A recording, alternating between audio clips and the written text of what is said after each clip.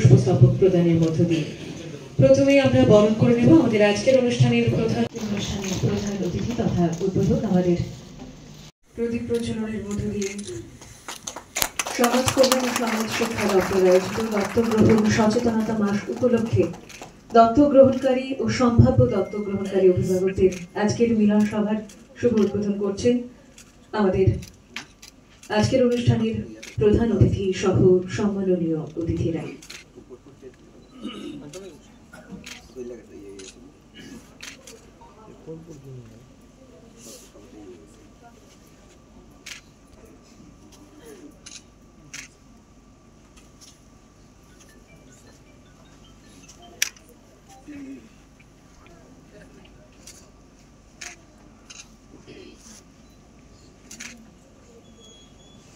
এই মাইয়া হলো বিয়াতে উঠে না, এই মাইয়া ঘুরতে থেকে বিরিয়ানি দিয়ে দিচ্ছে কেউ চিনে নেই।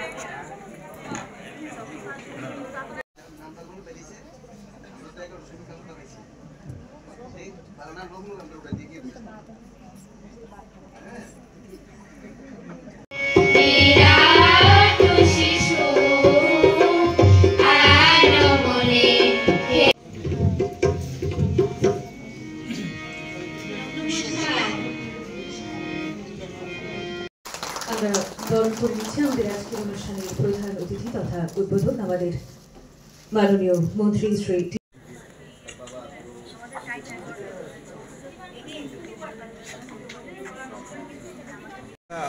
কার্যক্রম আমরা করি। একটা হচ্ছে অ্যাওয়ারনেস বাড়ানো, মানুষ যেন আরও আগ্রহ প্রকাশ করে দত্তক নেওয়ার জন্য। আরেকটা নিতে গেলে তার কী পলিসি কী করে নিতে হয় এগুলো নিয়েই অ্যাওয়ারনেস আমাদের আজকে যে প্রোগ্রাম হবে।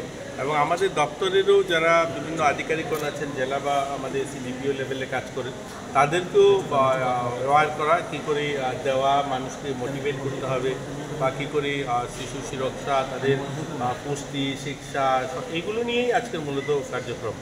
তো আমরা প্রতি বছরই করে থাকি। আমাদের প্রয়াস থাকবে এগুলোকে আরও বিস্তরভাবে জেলাগুলোতেও যেন করা যায়, মানুষকে আরও সচেতন করা যায়। আমাদের কাছে প্রায় 44টা হোম আছে, প্রায় 1000 খানিক বাচ্চারা সেখানে থাকে। তো আমরা চাই যে মানুষ এত আজকের দিনে দাঁড়িয়ে যখন বিকশিত ভারতের কথা বলছি, যখন আমরা ভারতকে বিশ্বগুরু কথা বলছি, তো হোমে কেন বাচ্চারা থাকবে? আমরা চাই প্রত্যেকটা মানুষ যেন সচেতন হয়, বাচ্চাদেরকে নিতে আগ্রহ প্রকাশ করে, এই দিকে মানুষকে উৎসাহিত করতেই এই কার্যক্রম। আইনটা কি খুব কঠিন ব্যাপার?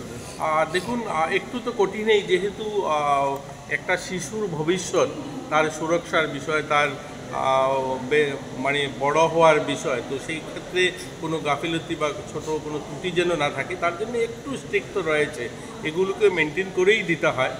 আর এরপরেও আমাদের যে হোমগুলো আছে সেখানেও তাদের সুরক্ষা, তাদের পড়াশোনা, তাদের স্বাস্থ্য, সেগুলোও যেন সুনিশ্চিত হয়। কারণ আগামী যে আমরা ভবিষ্যৎ বলি, শিশুরাই আগামী দিনে ভবিষ্যৎ, তাদেরকে নিয়ে কোনো ধরনের যেন কোনো ত্রুটি না থাকে, সেগুলো নিয়েই আমরা যারা অ্যাডভোকেটরা লিগ্যাল বিষয়গুলো দেখেন তারাও থাকেন, তারাও এগুলো নিয়ে সচেতন করেন সবাইকে।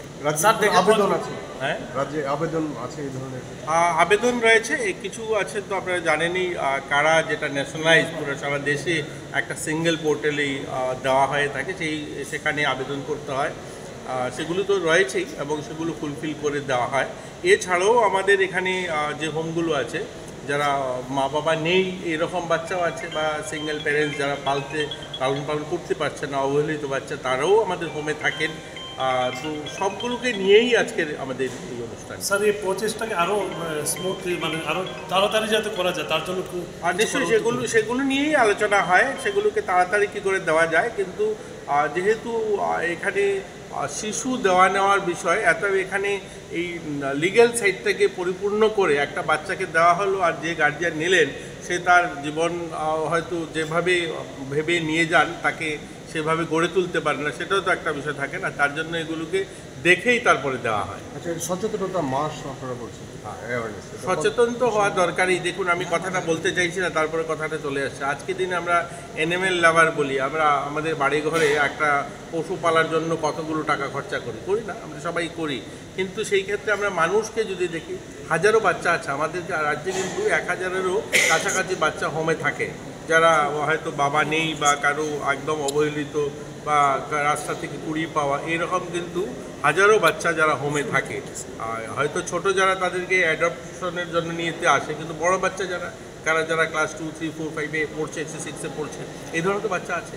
এদেরকেও তো সাহায্য করতে পারে মানুষ, এদেরকেও তো নিতে পারে, এদেরকেও তো অ্যাডপ্ট করতে পারে, এদের লালন পালনও তো করতে পারে। তো সেই দিকেও মানুষকে সচেতন করা, মানুষের আগ্রহ বাড়ানো, যে যেন যারা হোমে থাকে তাদেরকে যেন একটু কি বলবো, মায়ের ছায়া, একটু পিতৃ ছায়াতে তারা যেন বেড়ে উঠতে পারে, তার জন্য আমরা মানুষকেও সচেতন করতে এই সমস্ত কার্যক্রম। এটা কতদিন চলবে সচেতন?